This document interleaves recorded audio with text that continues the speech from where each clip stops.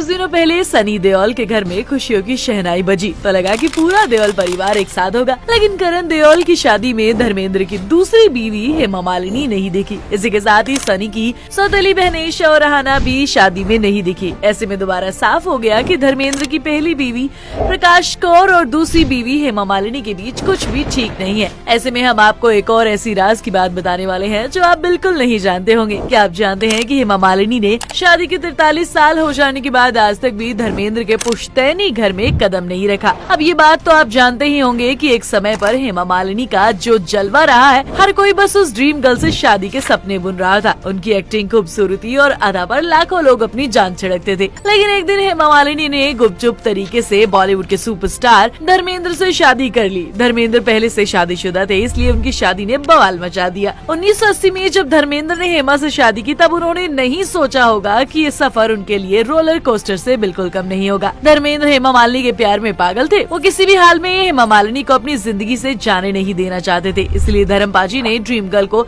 शादी के लिए प्रपोज कर डाला। लेकिन दिक्कत तो जुड़ी हुई थी उनकी पहली पत्नी प्रकाश कौर से, जो किसी भी कीमत पर उन्हें तलाक नहीं देना चाहती थी। हेमा तैयार थी, लेकिन उनका खुद का परिवार इस बात से नाखुश था कि वो शादीशुदा आदमी जिसके 4 बच्चे हैं उनसे शादी करना चाहती है। धर्मेंद्र से दूर रहने के लिए कई तरकीबें निकाली, लेकिन धर्म जी ने अपना धर्म ही बदल दिया और हेमा से शादी कर ली। शादी के बाद इन्होंने अपने दोनों परिवारों की जिम्मेदारी बखूबी निभाई। लेकिन एक नियम बना कि हेमा कभी भी धर्मेंद्र और प्रकाश कौर के घर में कदम नहीं रखेगी, और ऐसा आज तक हो रहा है। धर्मेंद्र के सभी बच्चे और उनके सभी बच्चों के बच्चों की शादी हो चुकी है, तो अभी तक हेमा ने उस घर में कदम नहीं रखा। साल 1980 में धर्मेंद्र ने हेमा से शादी की थी। तब उन्होंने खास तौर पर एक नया घर खरीदा, जिसमें उन्होंने अपने नए जीवन की शुरुआत की थी। आपको बता दें, धर्मेंद्र का जो पुश्तैनी घर है, उसमें उनकी पहली पत्नी और उनके 4 बच्चे सनी, बॉबी, विजेता और अजीता देओल रहते हैं। जब धर्मेंद्र ने शादी करते ही नया घर खरीद लिया, तो इसका मतलब यही था कि धर्मेंद्र के घर में हेमा को जाने की बिल्कुल इजाजत नहीं है। शादी के इतने साल बाद भी ना ही हेमा मालिनी और ना ही उनकी दोनों बेटियों को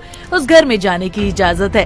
लेकिन 2015 में कुछ ऐसा हुआ कि हेमा मालिनी और प्रकाश कौर के बीच की दूरियां खत्म हो गई। ये ऐसा मौका था जब हेमा अपनी बेटी ईशा देओल के साथ धर्मेंद्र के साथ उस पुश्तैनी घर में गई थी। उस साल धर्मेंद्र के भाई अजीत देओल बहुत बीमार थे और उन्हें लगने लगा था कि अब उनका आखिरी समय आ चुका है। ऐसे में उन्होंने अपने भाई की पत्नी हेमा और ईशा को मिलने के लिए घर बुलाया। उनकी इच्छा का सम्मान करते हुए दोनों लोग धर्मेंद्र के उस घर में गए जहां उन्होंने पहले कदम नहीं रखा था। उनके जाने के कुछ ही दिन बाद धर्मेंद्र के भाई का निधन हो गया। वैसे देओल परिवार की स्टोरी हमेशा से ही थोड़ी अजीबोगरीब रही है। जहाँ एक तरफ प्रकाश कौर चाहती है कि हेमा कभी भी उनके घर में कदम ना रखे, तो वहीं दूसरी तरफ जब मीडिया में उनसे धर्मेंद्र की दूसरी शादी के बारे में पूछा जाता है, तब उन्होंने हेमा का सपोर्ट ही किया है। उन्होंने धर्मेंद्र को इस बात के लिए कभी दोष नहीं दिया, बल्कि बॉलीवुड इंडस्ट्री को ही उन्होंने टारगेट कर दिया। प्रकाश ने कहा था कि सारे हीरोज का अफेयर चल रहा होता है, सब दूसरी शादी कर रहे हैं। ये वो टाइम था जब लोगों ने धर्मेंद्र को वुमेनाइजर कहना शुरू कर दिया था, और ये बात प्रकाश कौर को बहुत बुरी लगी थी। इसीलिए उन्होंने खुद मीडिया में आने का फैसला किया। उन्होंने कहा कि सिर्फ मेरा पति ही क्यों, कोई भी आदमी होता तो हेमा को ही चुनता। आप मेरे पति को वुमेनाइजर कैसे कह सकते हैं, जब आधी इंडस्ट्री इसी काम में लगी हुई है। प्रकाश कौर का उस दौर में एक और बयान आया था कि धर्मेंद्र एक अच्छे पति नहीं है,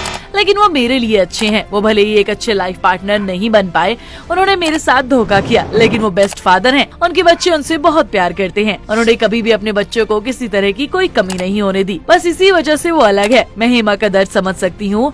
वो आज जिस तकलीफ में है, मैं भी उसे झेल रही हूँ। उन्हें भी पूरी दुनिया रिलेटिव्स और दोस्तों से डील करना पड़ता है। लोग अजीबोगरीब सवाल करते हैं, उन्होंने जो मेरे साथ किया वो गलत है। मैं हेमा की जगह होती तो कभी भी ऐसा नहीं करती, लेकिन मैं उनकी फीलिंग्स को समझ सकती हूँ। और एक औरत होने के नाते मैं भले ही उनको समझ लूं, लेकिन एक पत्नी और एक माँ होने के नाते मैं इस फैसले को अप्रूव नहीं कर सकती। खैर, अब इस बात को पूरे 40 साल से ज्यादा हो चुके हैं। अब जब धर्मेंद्र के पोते की शादी हुई तो लोगों को ऐसी उम्मीद थी कि हेमा मालिनी और उनका परिवार भी वहाँ होगा, लेकिन ऐसा कुछ भी नहीं हुआ, जिसकी वजह भी प्रकाश कौर ही है। उन्होंने हेमा मालिनी को आने से साफ मना किया था, लेकिन सोशल मीडिया पर करण देओल और उनकी बुआ ईशा देओल ने शुभकामनाएं भेजी। इसके अलावा कहीं भी धर्मेंद्र का दूसरा परिवार नहीं दिखा। अब इस फैमिली ड्रामे के बारे में आप क्या कहना चाहते हैं, हमें कमेंट करके जरूर बताएं। साथ ही वीडियो को लाइक और शेयर करना बिल्कुल न भूलें।